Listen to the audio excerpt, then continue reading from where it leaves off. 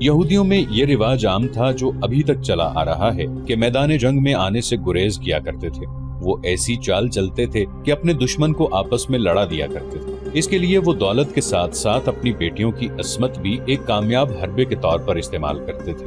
یہودیوں کے معاشرے اور مذہب میں عصمت اور آبرو کی کوئی قدر و قیمت نہیں تھی، لیکن یہ لڑکی اپنی قوم سے بہت ہی مختلف ثابت ہوئی۔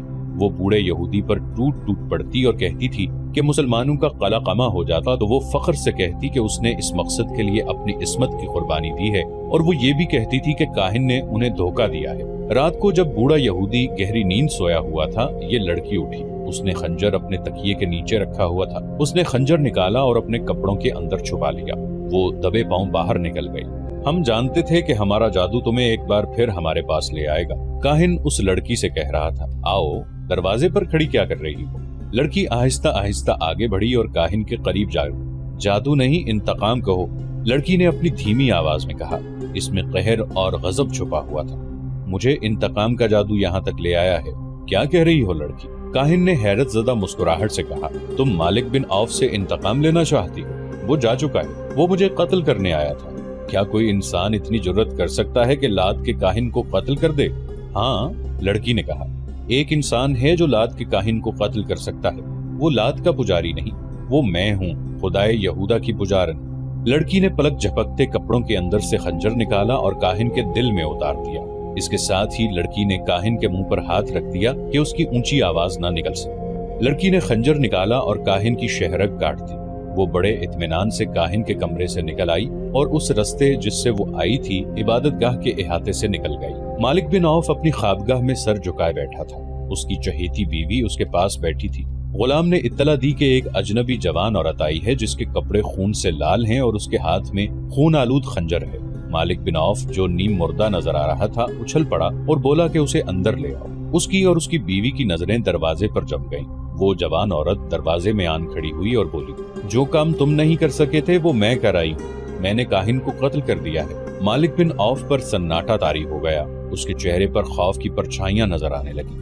اس نے لپک کر تلوار اٹھائی اور نیام پرے پھینک کر لڑکی کی طرف بڑھا۔ اس کی بیوی راستے میں آ گئی۔ اس لڑکی نے جو کچھ کیا ہے ٹھیک کیا ہے، بیوی نے اسے کہا۔ تمہیں جھوٹے سہارے اور جھوٹے اشارے دینے والا مر گیا ہے، اچھا ہوا ہے، تم نہیں جانتی ہم پر کیا قہر نازل ہونے والا ہے۔ مالک بن عوف نے کہا، تم پر کوئی قہر نازل نہیں ہوگا۔ یہودی لڑکی نے کہا، کیا کاہن نے تمہیں کہا نہیں تھا کہ کاہن کا کوئی قتل نہیں کر سکتا، اور کاہن کی جب عمر پوری ہو جاتی ہے تو وہ دیوتا لات کے وجود میں تحلیل ہو جاتا ہے؟ اگر تم میں جرت ہے تو لات کے مجاوروں سے کہو کہ اپنے کاہن کی لاش لات کے وجود میں تحلیل کر دیں، اس کی لاش کو باہر رکھ دو، پھر دیکھو گدھ اور کتے کس طرح کھاتے ہیں۔ مالک بن عوف کی بیوی نے مالک کے ہاتھ سے تلوار لے لی اور پلنگ پر پھینک دی۔ ہوش میں آ عوف کے بیٹے، بیوی نے اسے کہا، اپنی قسمت اس شخص کے ہاتھ میں نہ دے جو ایک لڑکی کے خنجر سے قتل ہو گیا ہے۔ اس نے غلام کو بلایا اور اسے کہا، یہ لڑکی ہماری مہمان ہے، اس کے غسل اور آرام کا انتظام کرو۔ مالک بن عوف کے چہرے سے خوف کا تاثر دھلنے لگا۔ بیوی نے اس کے خیالوں میں انقلاب برپا کر دیا۔ صبح طلوع ہو رہی تھی جب شکست اور غم کے مارے ہوئے مالک بن عوف کو دو اطلاعیں ملی۔ ایک یہ کہ رات کو کاہن کا قتل ہو گیا ہے، اور مجاور یہ کہہ رہے ہیں کہ رات مالک بن عوف کے سوا کاہن کے کمرے میں اور کوئی نہیں گیا تھا، اور نہ رات کے وقت کسی کو وہاں جانے کی جرت ہو سکتی ہے۔ مجاوروں نے یہ مشہور کر دیا تھا کہ کاہن کو مالک بن عوف نے خود قتل کیا ہے یا قتل کروا دیا ہے۔ مالک بن عوف کو دوسری خبر یہ ملی کہ مسلمان جو طائف کی طرف بڑھتے چلے آ رہے تھے معلوم نہیں کدھر گئے ہیں۔ یہ خبر ایسی تھی جس نے مالک بن عوف کے حوصلے میں کچھ جان پیدا کر دی۔ اس نے تیز رفتار گھوڑوں پر 2-3 قاصد اس راستے کی طرف دوڑا دیے جو حنین سے طائف کی طرف آتا تھا۔ اس کے بعد وہ عبادت گاہ کی طرف چلا گیا۔ اس نے لوگوں کو بڑی مشکل سے یقین دلایا کہ وہ مقدس کاہن کو قتل کرنے کی جرت نہیں کر سکتا۔ لوگ پوچھتے تھے کہ پھر قاتل کون ہے؟ مالک بن عوف نے کہا کہ وہ قاتل کا سراغ جلد ہی لگا لے گا۔ وہ یہودی لڑکی کو سامنے نہیں لانا چاہتا تھا۔ اس نے لوگوں کی توجہ ادھر سے ہٹا کر مسلمانوں کی طرف کر دی جو طائف کو محاصرے میں لینے کے لیے آگے بڑھے آ رہے تھے۔ وہ عبادت گاہ کے اندر چلا گیا۔ اس نے مجاوروں کے ساتھ کسی طرح کا معاملہ طے کر لیا۔ لات کے پجاریوں، ایک بوڑھے مجاور نے باہر آ کر لوگوں کے ہراساں ہجوم سے کہا، ہمارے مقدس کاہن کو کسی نے قتل نہیں کیا، وہ دیوتا لات کے وجود میں گھل مل گیا ہے۔ دیوتا لات کے حکم سے اب میں کاہن ہوں، جاؤ اپنی بستی کو اس دشمن سے بچاؤ جو بڑھتا چلا آ رہا ہے۔ مالک بن عوف جب اپنے گھر پہنچا تو کچھ دیر بعد اس کے بھیجے ہوئے قاصد واپس آ گئے۔ انہوں نے اسے بتایا کہ اس راستے پر جو طائف کی طرف آتا ہے اس پہ مسلمانوں کا نام و نشان بھی نہیں ہے۔ مالک بن عوف نے اپنے آپ کو دھوکے میں نہ رکھا۔ اس نے اپنے قبیلے کے سرداروں سے کہا کہ محمد صلی اللہ علیہ وآلہ وسلم اپنے دشمن کو بخشنے والا نہیں، وہ کسی نہ کسی طرف سے جوابی وار ضرور کرے گا۔ اس نے اعلان کیا کہ شہر کے دفاعی انتظامات میں کوئی کمی نہ رہنے دی جائے۔ قاصدوں نے مالک بن عوف کو بالکل صحیح اطلاع دی تھی کہ طائف کے راستے پر مسلمانوں کا نام و نشان تک نظر نہیں آتا، لیکن مسلمان سیلاب کی طرح طائف کی طرف بڑھتے چلے آ رہے تھے۔ انہوں نے رسول اکرم صلی اللہ علیہ وآلہ وسلم کے حکم سے راستہ بدل لیا تھا۔ بدلا ہوا راستہ بہت لمبا تھا، لیکن رسول کریم صلی اللہ علیہ وآلہ وسلم نے اتنا لمبا راستہ اختیار کرنے کا فیصلہ اس لیے کیا تھا کہ چھوٹا راستہ پہاڑیوں اور چٹانوں میں سے گزرتا تھا، کھڈ نالے بھی تھے۔ رسول کریم صلی اللہ علیہ وآلہ وسلم نے اپنے سالاروں سے کہا تھا کہ حنین کے پہلے تجربے کو نہ بھولو۔ مالک بن عوف بڑا جنگجو ہے۔ آپ صلی اللہ علیہ وآلہ وسلم نے فرمایا کہ طائف تک کا تمام علاقہ گھات کے لیے موزوں ہے۔ مالک بن عوف ایسی ہی گھات لگا سکتا ہے جیسی گھات میں اس نے خالد رضی اللہ عنہ بن ولید کو تیروں سے چھلنی کر دیا تھا۔ رسول اکرم صلی اللہ علیہ وآلہ وسلم نے جو راستہ طائف تک پہنچنے کے لیے اختیار کیا تھا وہ وادی الملیح سے گزرتا تھا اور وادی القرن میں داخل ہو جاتا تھا۔ آپ صلی اللہ علیہ وآلہ وسلم اپنے لشکر کو وادی القرن میں سے گزارنے کی بجائے طائف کے شمال مغرب میں 7 میل دور نکل گئے اور نخب اور ساویرہ کے علاقے میں داخل ہو گئے۔ یہ علاقہ نشیب و فراز کا تھا، اس میں پہاڑیاں اور چٹانیں نہ ہونے کے برابر تھیں۔ مجاہدین کا یہ لشکر 5 فروری 630 عیسوی بمطابق 15 شوال 8 ہجری کے روز طائف کے گرد و نواح میں اس سمت سے پہنچا جو طائف والوں کے وہم و گمان میں بھی نہیں تھی۔ مجاہدین اسلام کا کوچ بڑا ہی تیز تھا۔ ہراول میں بنو سلیم تھے جن کے کماندار خالد رضی اللہ عنہ بن ولید تھے۔ توقعات کے عین مطابق طائف تک دشمن کہیں بھی نظر نہ آیا۔ اس کی وجہ یہ تھی، جیسا کہ مورخین نے لکھا ہے، کہ مالک بن عوف اب کھلے میدان میں لڑنے کا خطرہ مول نہیں لے سکتا تھا۔ حنین کے معرکے میں زیادہ تر نقصان بنو حوازن کا ہوا تھا۔ قبیلہ ثقیف لڑا تھا، لیکن جو ٹکر بنو حوازن نے لی تھی وہ بنو ثقیف کو لینے کا موقع نہیں ملا تھا۔ پھر بھی ثقیف پسپا ہو آئے تھے۔ رسول کریم صلی اللہ علیہ وآلہ وسلم اس خطرے سے بے خبر نہیں تھے کہ اہل ثقیف تازہ دم ہیں اور وہ اپنے شہر کے دفاع میں لمبے عرصے تک لڑیں گے۔ معلوم نہیں یہ کس کی غلطی تھی کہ مسلمان شہر کی دیوار کے خطرناک حد تک قریب ہو گئے۔ وہاں وہ پڑاؤ کرنا چاہتے تھے۔ اچانک اہل ثقیف دیواروں پر نمودار ہوئے اور انہوں نے مسلمانوں پر تیروں کا می برسا دیا۔ بہت سے مسلمان زخمی اور بہت سے شہید ہو گئے۔ مسلمان پیچھے ہٹائے۔ رسول کریم صلی اللہ علیہ وآلہ وسلم نے حضرت ابوبکر صدیق رضی اللہ عنہ کو محاصرے کا کمانڈر مقرر کیا۔ حضرت ابوبکر صدیق رضی اللہ عنہ نے بڑی تیزی سے شہر کا محاصرہ مکمل کر لیا۔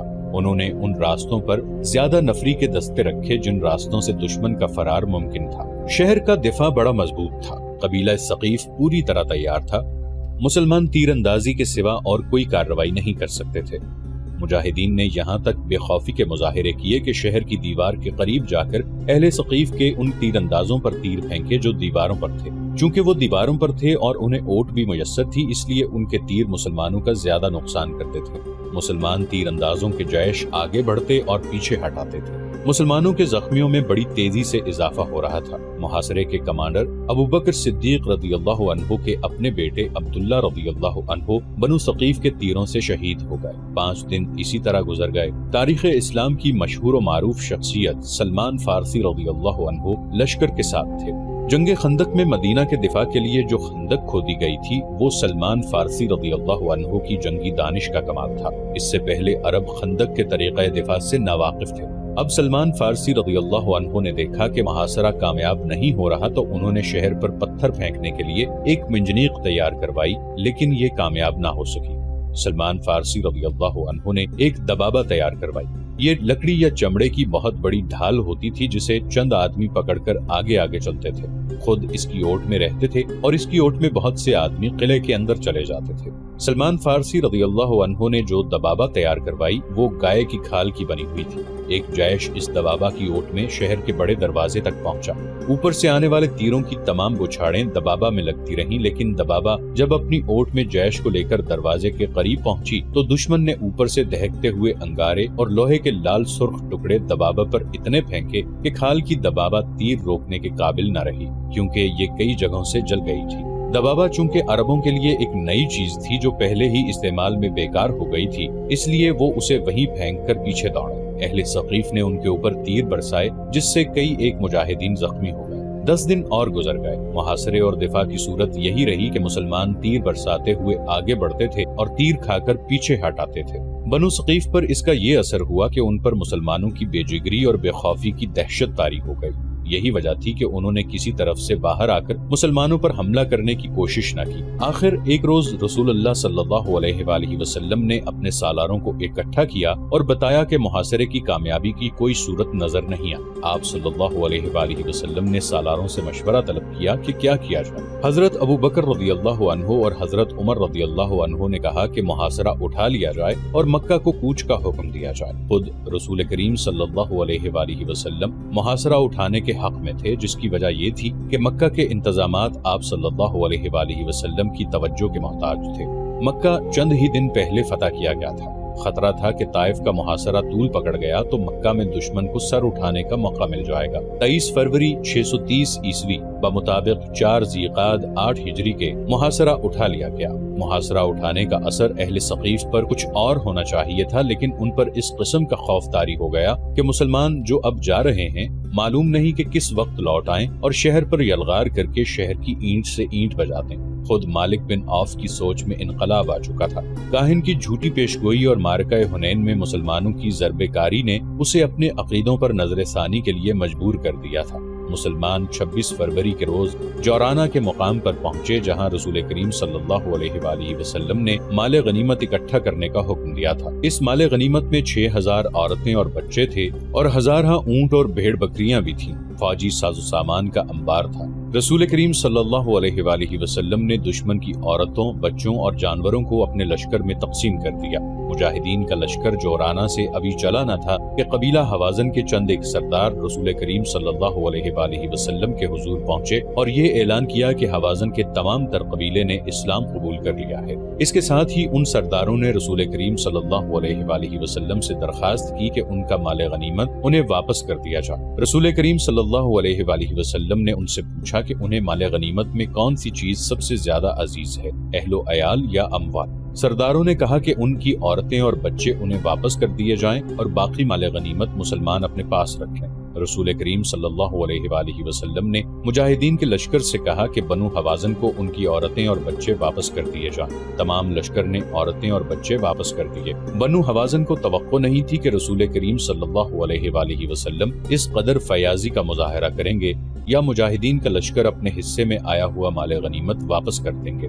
مسلمانوں کی اس فیاضی کا اثر یہ ہوا کہ قبیلہ حوازن نے اسلام کو دل و جان سے قبول کر لیا۔ حوازن کے سردار اپنے اہل و عیال کو اپنے ساتھ لے کر چلے گئے۔ مسلمانوں کی فیاضی کے اثرات طائف تک پہنچ گئے۔ مسلمان ابھی جورانہ ہی میں تھے کہ ایک روز مالک بن عوف مسلمانوں کی خیمہ گاہ میں آیا اور رسول کریم صلی اللہ علیہ وآلہ وسلم کے حضور پہنچ کر اسلام قبول کر لیا۔ دیوتا لات کی خدائی ہمیشہ کے لیے ختم ہو گئی۔ مسلمان ایک عظیم جنگی طاقت بن گئے تھے، لیکن اسلام کا فروغ اس جنگی طاقت کی وجہ سے نہ تھا، بلکہ اسلام میں ایسی کشش تھی جو کوئی بھی اللہ کا یہ پیغام سنتا وہ اسلام قبول کر لیتا تھا۔ مسلمانوں نے اپنے جاسوس دور دور تک پھیلا رکھے تھے۔ 630 عیسوی میں جاسوسوں نے مدینہ آ کر رسول اکرم صلی اللہ علیہ وآلہ وسلم کو اطلاع دی کہ رومی شام میں فوج کا بہت بڑا اجتماع کر رہے ہیں، جس سے ظاہر ہوتا ہے کہ وہ مسلمانوں سے ٹکر لینا چاہ رہے ہیں۔ اس کے بعد یہ اطلاع ملی کہ رومیوں نے اپنی فوج کے کچھ دستے اردن بھیج دیے ہیں۔ اکتوبر 630 عیسوی بڑا ہی گرم مہینہ تھا۔ جھلسا دینے والی لو ہر وقت چلتی رہتی تھی اور دن کے وقت دھوپ میں ذرا سی دیر ٹھہرنا بھی محال تھا۔ اس موسم میں رسول کریم صلی اللہ علیہ وآلہ وسلم نے حکم دیا کہ بیشتر اس کے کہ رومی ہم پر یلغار کریں، ہم ان کے کوچ سے پہلے ہی ان کا راستہ روک لیں۔ رسول کریم صلی اللہ علیہ وآلہ وسلم کے اس حکم پر مدینہ کے اسلام دشمن عناصر حرکت میں آ گئے۔ ان میں وہ مسلمان بھی شامل تھے جنہوں نے اسلام تو قبول کر لیا تھا، لیکن اندر سے وہ کافر تھے۔ ان منافقین نے درپردہ ان مسلمانوں کو جو جنگ کی تیاریوں میں مصروف ہو گئے تھے ورغلانا شروع کر دیا کہ اس موسم میں انہوں نے کوچ کیا تو گرمی کی شدت اور پانی کی قلت سے وہ راستے میں ہی مر جائیں گے۔ ان مخالفانہ سرگرمیوں میں یہودی پیش تھے۔ اس کے باوجود مسلمانوں کی اکثریت نے رسول اکرم صلی اللہ علیہ وآلہ وسلم کے حکم پر لبیک کہا۔ رسول خدا صلی اللہ علیہ وآلہ وسلم نے تیاریوں میں زیادہ وقت ضائع نہ کیا۔ اکتوبر کے آخر میں جو فوج رسول خدا صلی اللہ علیہ وآلہ وسلم کی قیادت میں کوچ کے لیے تیار ہوئی، اس کی تعداد 30,000 تھی، جس میں 10,000 سوار شامل تھے۔ مجاہدین کے اس لشکر میں مدینہ کے علاوہ مکہ کے اور ان قبائل کے افراد بھی شامل تھے جنہوں نے سچے دل سے اسلام قبول کیا تھا۔ مجاہدین کا مقابلہ اس زمانے کے مشہور جنگجو بازنطینی شہنشاہ ہرقل کے ساتھ تھا۔ مجاہدین اسلام کا یہ عظیم لشکر اکتوبر 630 عیسوی کے آخری ہفتے میں رسول کریم صلی اللہ علیہ وآلہ وسلم کی قیادت میں شام کی طرف کوچ کر گیا۔ تمازت آفتاب کا یہ عالم جیسے زمین شعلے اگل رہی ہو، ریت اتنی گرم کہ گھوڑے اور اونٹوں کے پاؤں جلتے تھے۔ اس سال قحط کی کیفیت بھی پیدا ہو گئی تھی، اس لیے مجاہدین کے پاس خوراک کی کمی تھی۔ مجاہدین اس جلسہ دینے والی گرمی میں پانی نہیں پیتے تھے کہ معلوم نہیں آگے کتنی دور جا کر پانی ملے۔ تھوڑی ہی دور جا کر مجاہدین کے ہونٹ خشک ہو گئے اور ان کے حلق میں کانٹے سے چبھنے لگے، لیکن ان کی زبان پر اللہ کا نام جاری تھا اور وہ ایسے عزم سے سرشار تھے جس کا اجر خدا کے سوا اور کوئی نہیں دے سکتا تھا۔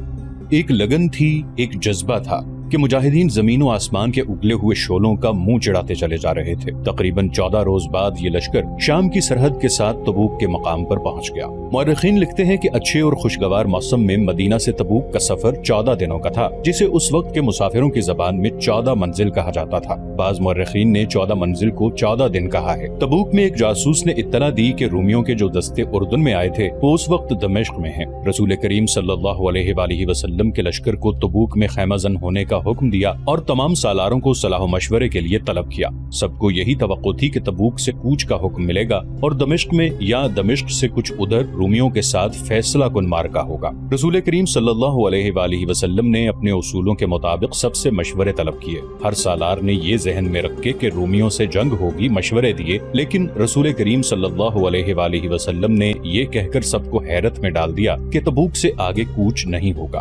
مورخین لکھتے ہیں کہ رسول خدا صلی اللہ علیہ وآلہ وسلم کے اس فیصلے میں کہ آگے نہیں بڑھا جائے گا بہت بڑی جنگی دانش مندی تھی۔ آپ صلی اللہ علیہ وآلہ وسلم نے مدینہ میں ہی کہہ دیا تھا کہ رومیوں کا راستہ روکا جائے گا۔ آپ صلی اللہ علیہ وآلہ وسلم مستقر سے اتنی دور اور اتنی شدید گرمی میں لڑنا نہیں چاہتے تھے۔ اس کے بجائے آپ صلی اللہ علیہ وآلہ وسلم ہرقل کو اشتعال دلا رہے تھے کہ وہ اپنے مستقر سے دور تبوک میں آ کر لڑے۔ مجاہدین لڑنے کے لیے گئے تھے، ان کے دلوں میں کوئی وہم اور کوئی خوف نہیں تھا، لیکن جنگ میں ایک خاص قسم کی عقل و دانش کی ضرورت ہوتی ہے۔ رسول کریم صلی اللہ علیہ وآلہ وسلم نے عقل و دانش کو استعمال کیا اور مدینہ کی طرف رومیوں کا راستہ روکنے کا یہ اہتمام کیا کہ اس علاقے میں جو قبائل رومیوں کے زیر اثر تھے انہیں اپنے اثر میں لانے کی مہمات تیار کی۔ ان میں 4 مقامات خصوصی اہمیت کے حامل ہیں جہاں ان مہمات کو بھیجا جانا تھا۔ ان میں ایک تو عقبہ تھا جو اس دور میں ایلا کہلاتا تھا، دوسرا مقام مقننہ، تیسرا ازرح اور چوتھا جربہ تھا۔ رسول کریم صلی اللہ علیہ وآلہ وسلم نے ان تمام قبائل کے ساتھ جنگ کی بجائے